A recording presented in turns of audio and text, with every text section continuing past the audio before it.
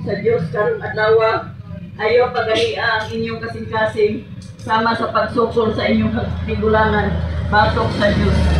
Kani mga igsoon, ang ambit sa inyong mga igsoon na kani din kalibutan mga igsoon, mawala ra din mga igsoon, mahanaw ra ni kay dunay katapusan ani tanan mga igsoon. Mao ni among ipambit sa inyong mga igsoon na kaning ingon dinhi sa Marcos 1 verse 15. Miingon siya, miabot na gayud ang panahon na maghari na ang Diyos busa pinursuli o biyae ang inyong mga sala o tuhuin ninyo ang maayong balita. Ang maayong balita mga igsoon niya, si Jesus Christ nagpalansang sa krus mga igsoon.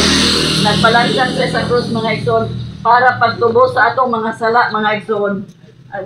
Nagpalansang sa krus ang atong Ginoo mga igsoon. Dapat kita ilansang mga igsoon kay kita may makasasala. Pero wala. Gimahalta niya mga igsoon, gimahalta sa Ginoo.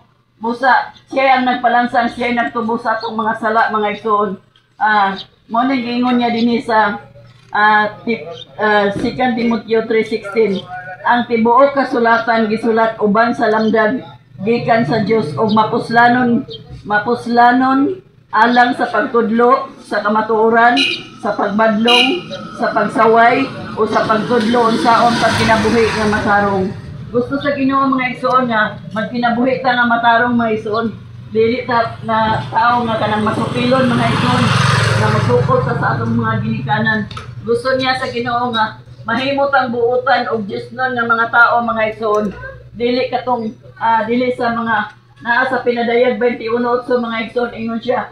Apan ang mga talawan, ang mga wala magtuo, ang mga malaway, ang mga mamumuno, ang mga makigilawason, ang mga salamangkiro, o ang mga nagsimbang Diyos-Diyos, o ang tanang bakakon, itambog ngadto sa linaw nga kalayo, nga mao ang ikaduhang kamatayon. Mao na mga igsoon, nga ginatambog dito sa kalayo mga igsoon kung nagpadayon pa sa pagsimba ng mga larawan o mga ributo nga wala niya kahimot mga igsoon. Ikidungtan din na sa Ginoo mga igsoon kay binuhat na sa tao mga igsoon. Gusto sa Ginoo kay buhi siya nga Dios. Simbaho na to siya nga buhi nga Dios, espiritu o kamatuoran. Mao na ang Ginoo mga igsoon. Dili siya tao nga pareha sa ato mga igsoon. Espiritu o kamatuoran si Jesus Christ.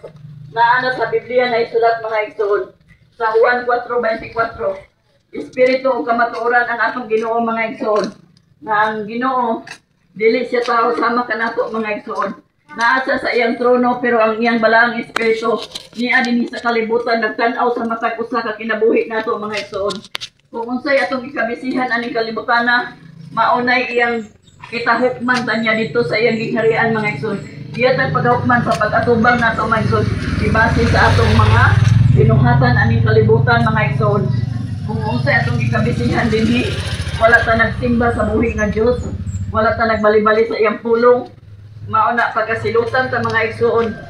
Diha ta sa kalayo sa impierno nga mao ang silot niya mga igsoon. Busa mangandan sa mga igsoon. Handa mo na tong atong kasing-kasing.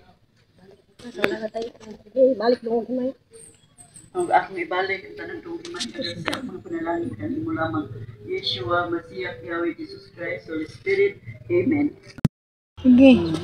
Ngayon po sa mga igsoon, niami sa inyong dapit ng igsoon. Nagpambit ni sa tulong sa Diyos mga igsoon. Kanuwasan ni mga igsoon na among ipambit sa inyong mga igsoon nga kaning kalibutan din mga igsoon nga atong gipuy-an karon mga igsoon. Pagasunogon din sa Ginoo mga igsoon. Iya din mawala na din mga igsoon kay duna day katapusan aning tanan mga igsoon. Kaning kalibutan nga atong gipuy-an mawala ra ni kay iyang pagasunogon. O kita dayon mga igsoon, iya tang pagahukman dito sa inging harian mga igsoon. Hukman ta niya pinaagi sa atong binuhatan mga igsoon. Naingon siya diri sa